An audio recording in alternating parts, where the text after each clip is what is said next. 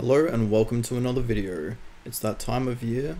2022 is done and dusted, and I thought it would be a cool idea to go back and have a look at all of the films I watched last year.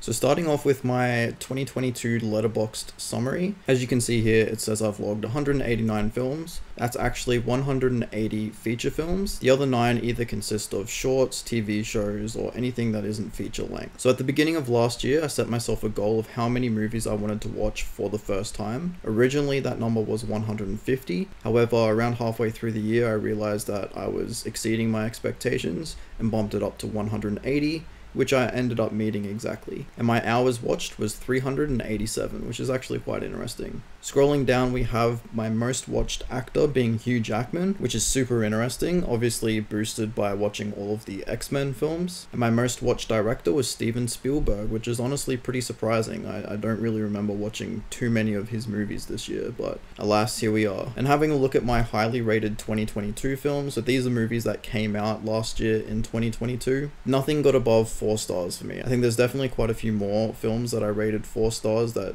didn't make this little shortlist, but for me nothing got higher than 4 stars that came out last year, at least out of the films that I've seen. Okay, so having a look at my Letterboxd diary. So for those of you who aren't aware, Letterboxd is basically a website where you can log and rate all of the films that you watch throughout the year. If you have a Letterboxd account and you want to follow me, I'll leave that down in the description below for you. Unfortunately I couldn't find a way to filter this so it would go in chronological order starting in January, so I kind of have to do things backwards. What you're seeing on screen is January 2022, and what I'm going to do is just kind of go through all of the movies I've watched and discuss some of the ones that really stand out for me. Obviously, I'm not going to have time to talk about all 180 movies that I watched, but if you'd like to hear my thoughts on any of the movies that I watched last year, be sure to leave a comment and I'll get back to you. So starting off, the first film that I watched in 2022 was The King of Staten Island. Starring Pete Davidson, this comedy was actually super enjoyable. It was the first movie that I watched with Pete Davidson in it, and honestly I was quite surprised with how personal it was and how funny the movie ended up being. Jurassic World Fallen Kingdom was definitely one of the worst movies I've ever seen. I'm not a big fan of the Hollywood blockbusters in general, and this for me was just absolutely terrible.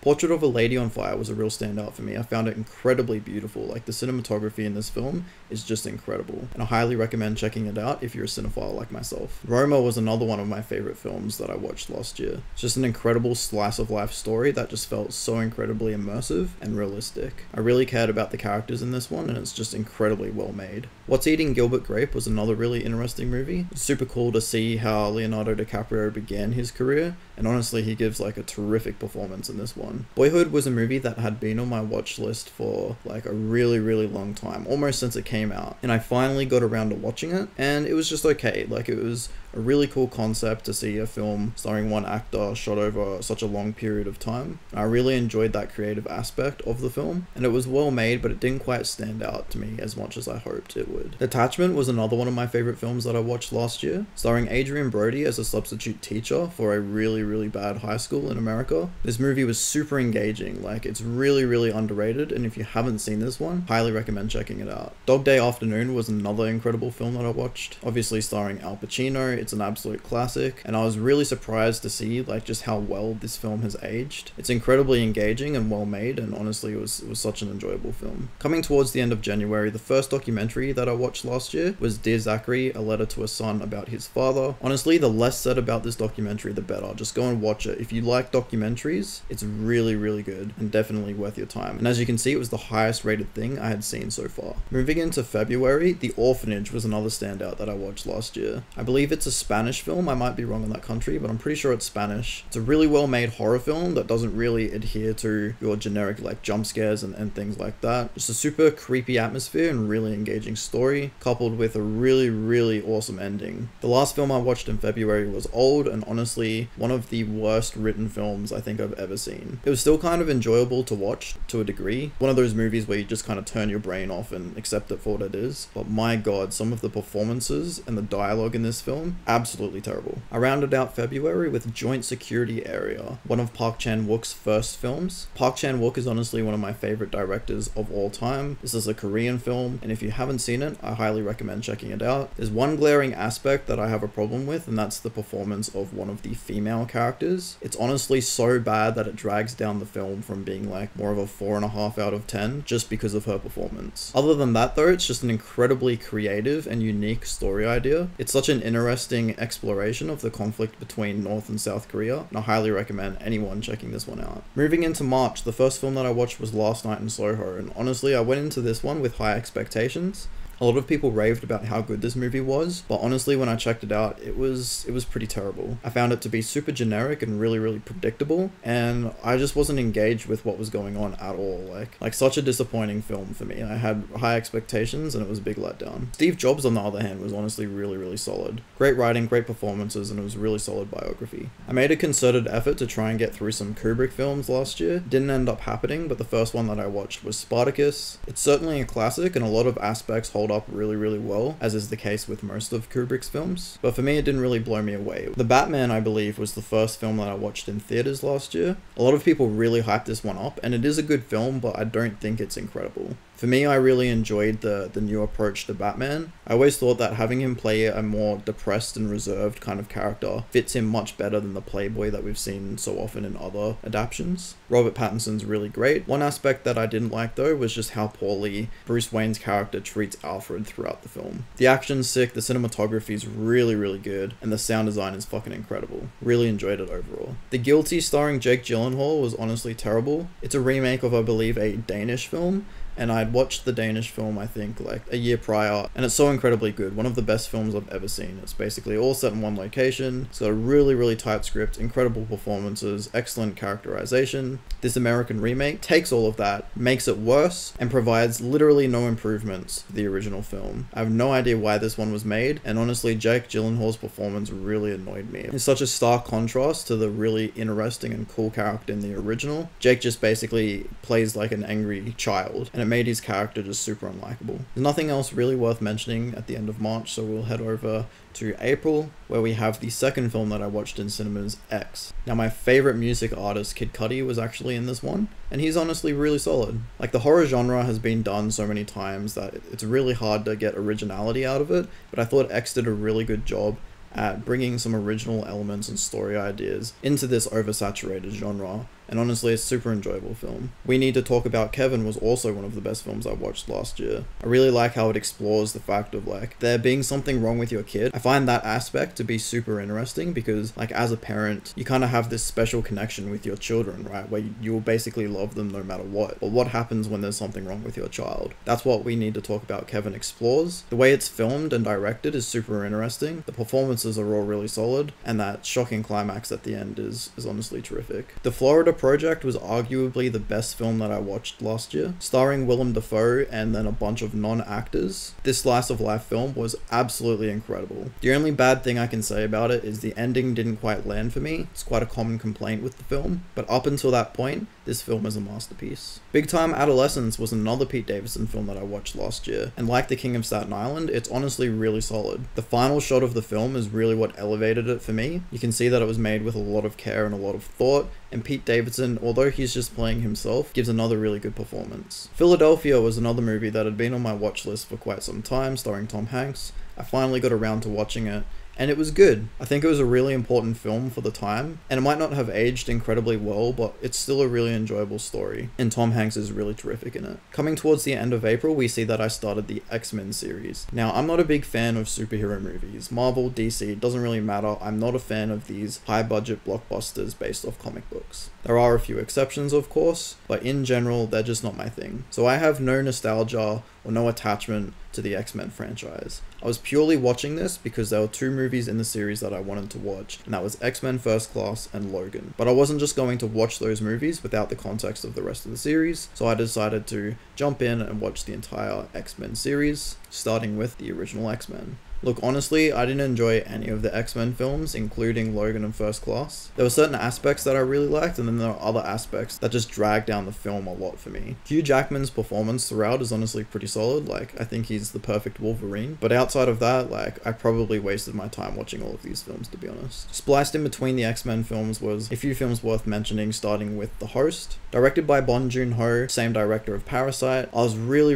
hyped to watch this one, and honestly, it did underwhelm me a little bit. It's still a really really entertaining movie, but it didn't quite hit the higher levels that some of his other films hit for me. However, if you're a fan of Korean cinema, this is definitely a must watch. Little Miss Sunshine was a really good film that I watched. I'd seen parts of it when I was younger, but never had watched the entire film. I actually had to watch this one for work, and I'm glad I did, because it's just a super well made drama with really entertaining characters and some beautiful themes to go along with them. I also watched the Conjuring franchise. I really enjoyed the first one. I thought it ticked all the boxes that I want from a horror film, but both 2 and 3, you'll see 3 a little bit later, were quite disappointing for me. Continuing into June, one of the films that really stood out for me was the Australian film Triangle. It's a really well made indie film on a small budget, but a really interesting premise, and the less you know about this one, the better. Mass and Blue Valentine were 2 standouts for me last year as well. Starting off with Mass, honestly, the less you know about this one, the better. Essentially, it just takes place in a room with 4 characters trying to deal with a certain situation that's left them with a lot of grief. I'm a huge fan of films set in one location where the dialogue and performances really take charge, and this was one of the best examples for me. And Blue Valentine, starring Ryan Gosling, one of my favorite actors, was equally incredible. There's a lot of really memorable scenes, and I like this depiction of love a lot, even if the ending didn't quite land for me. And I also finished the X-Men series with Logan. This was the main one that I wanted to watch the entire way. A lot of people hyped this one up to be one of the best comic book movies ever. For me, I didn't quite see it that way. I thought it was solid, but nothing overly outstanding. Togo was actually a real surprise hit for me last year, starring Willem Dafoe. Definitely has that kind of Disney family vibe to it, but it's incredibly well made, and I was just super engaged from beginning to end in Willem's performance and his relationship with the Snow Dogs. It's a simple story, but it's just really well executed, and I loved it a lot. I highly recommend it. Heading into July, Titane was honestly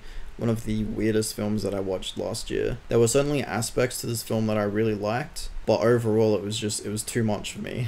I think it's one of those films that you're either gonna love or hate, and for me, I was in the latter. Coda, which I believe was the Best Picture winner in 2021. I'm not 100% on that, but I'm pretty sure it won the Oscar for Best Picture. I checked that out, watched it with my family, and look, it's really easy to watch. Cool story about a deaf family. It ticks all the boxes, like I like these types of dramas. It's nothing I haven't really seen before, but it was well executed enough and an enjoyable experience for myself. Once We're Warriors was a really cool New Zealand film that was on my watch list for a very long time. Eventually checked it out, and it was great. Definitely a must watch if you're interested in New Zealand cinema at all. Really strong performances, and I really liked that exploration of a lower socioeconomic family in New Zealand during the 90s. Rounding out July, I watched the documentary Val, which is obviously about the actor Val Kilmer. If you're a fan of Val Kilmer, this is a must-watch documentary. It's absolutely incredible. I found it so unbelievable that he'd basically been filming stuff since he was a child, capturing his entire career, and it's honestly incredibly sad to see just what ends up happening to him and some of the things that he experiences. Heading into August, I watched the Oceans trilogy. I wasn't a big fan of these films. They were super easy to watch, and none of them really stood out for me, like they were quite all equal in terms of quality. However, one film that did stand out a lot for me was Boiling Point. Boiling Point for me was definitely one of the best films that I watched last year. If you don't know anything about it, good.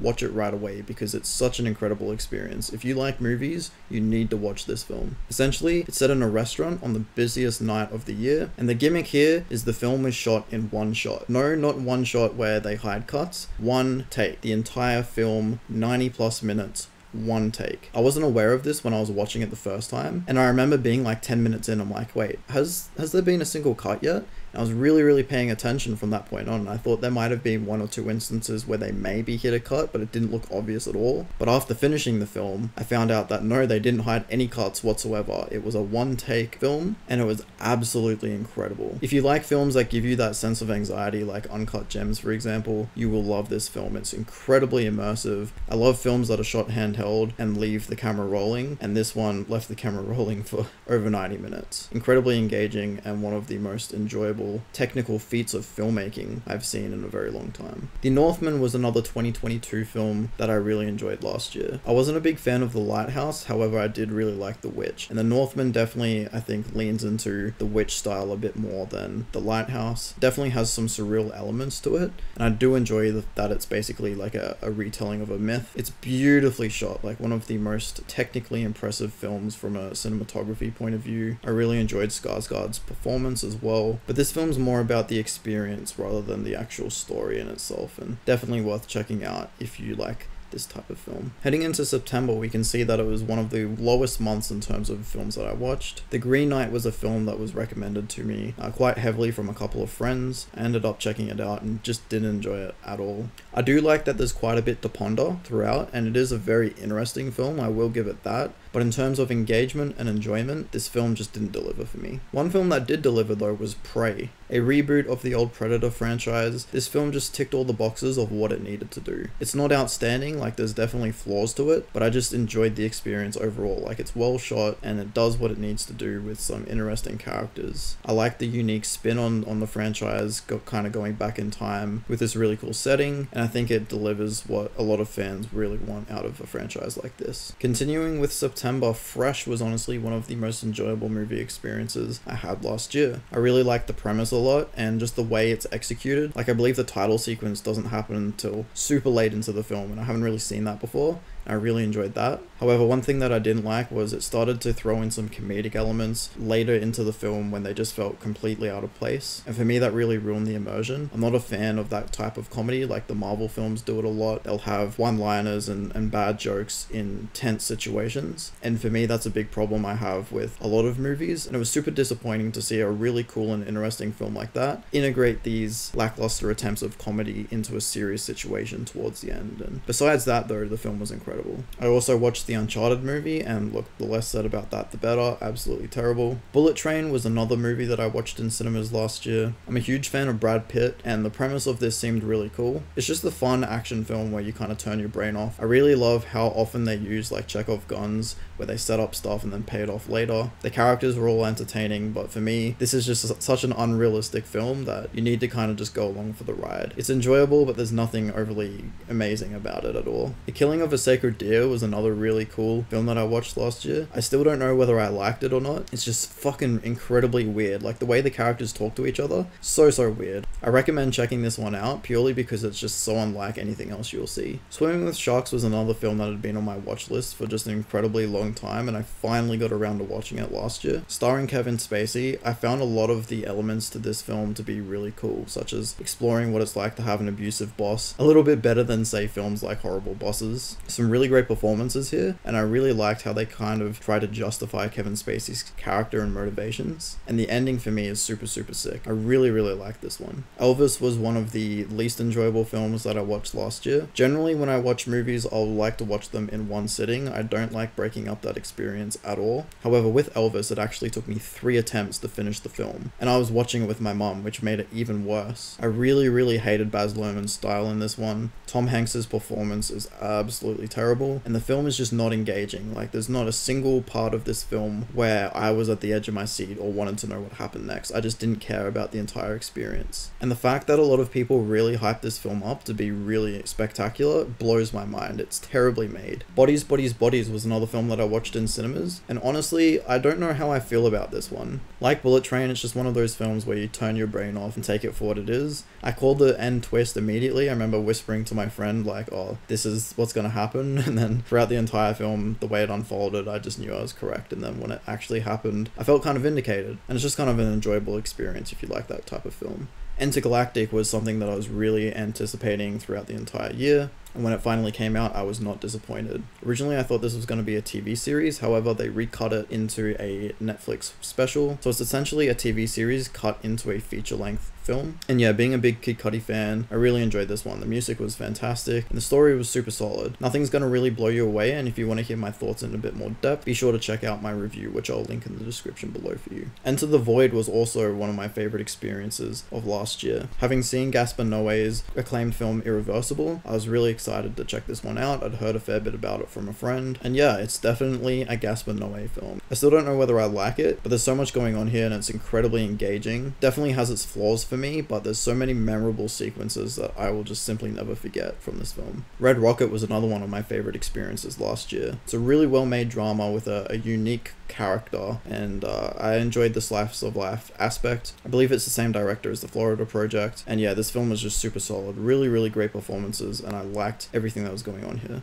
RoboCop was a classic that I finally got around to watching for the first time last year. I watched this one with a friend and it's just a super enjoyable film. I like the themes a lot, kind of ticks all the boxes of like an 80s action film for me. Finishing up with October, The Worst Person in the World was a really enjoyable experience. I forget which country this was, it was like Norway or some European country like that. The performance by the lead actress in this one is just incredibly solid, like she's so good in this film. I didn't enjoy some of the more like unique aspects, like such as there's a sequence where time essentially pauses and she runs through the streets and everyone else is frozen. I didn't really like those aspects. They kind of took me out of the really immersive and realistic depiction that was going on, but besides that, it's just a really well made film that I highly recommend. Decision to Leave was another Park Chan-wook film that I saw in cinemas with a friend, and it was great. It's kind of neo-noir film set in Korea. It ticks every box that I want when watching a film. I love Korean cinema and this film absolutely delivered for me. It's a film that's really stayed with me long after watching it, and I'd like to watch it again because there was just so much to unpack that I couldn't really get from one watch through. Deliverance was another really cool film that I watched last year. Definitely a classic from the 70s, and The Straight Story was one of the more interesting films that I've watched. Obviously being directed by David Lynch, you kind of go in expecting something. I knew this film wasn't like the rest of his films, and I was really surprised to see that. And it's literally like in the title of the film. He tells a straight story just with a really simple premise. An old man wants to go and visit his brother, and the only way he can do that is through riding his lawnmower an incredibly long distance. It's really heartfelt, and the fact that the main actor passed away really shortly after this film came out just adds another element of emotional weight for me, and it was just a super enjoyable film. Heading into December, we can see quite a large gap between the last film I watched in November and December. That was because I was overseas on a holiday and didn't have time to watch anything. Glengarry Glen Ross was a masterclass of acting and writing. Babel was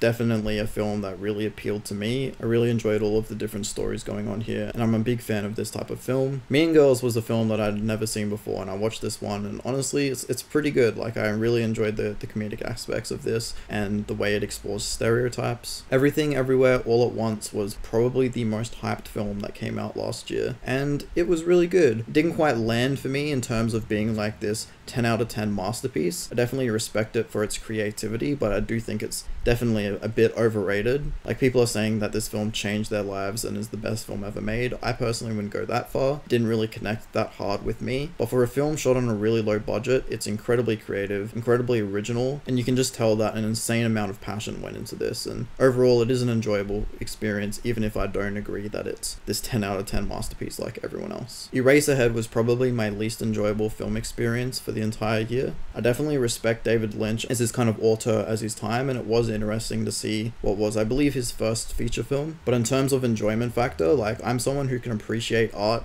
but I need to be engaged and I need to have some kind of level of entertainment happening on screen, and Eraserhead just didn't have any of that for me, and for that, that's why I gave it such a low rating. And to round out the year, the last film I will talk about is Tokyo Godfathers. This Japanese anime was just really solid. It's a Christmas movie with these three really unique characters that just go on a wild adventure. I really enjoyed this one from start to finish. I actually had a problem with it around halfway through where there seemed to be a lot of coincidences that were driving the plot forward, but then once I realized that that's actually kind of the point of the entire film, meant to be unrealistic in that sense, once I realized that and kind of accepted it for what it was, I really enjoyed the rest of the film, and the climax is certainly terrific. So yeah, that was what I watched in 2022. Overall, I watched 180 movies for the first time. Interestingly enough, I don't believe any film got 5 stars. I think there were a few 4.5s, but none quite hit that 5-star mark for me. But I watched a lot of great movies, quite a few bad ones as well, but for the most part, it was a great year for myself, and I'm looking forward to watching even more in 2023. This has been For The Record. Thank you so much for watching.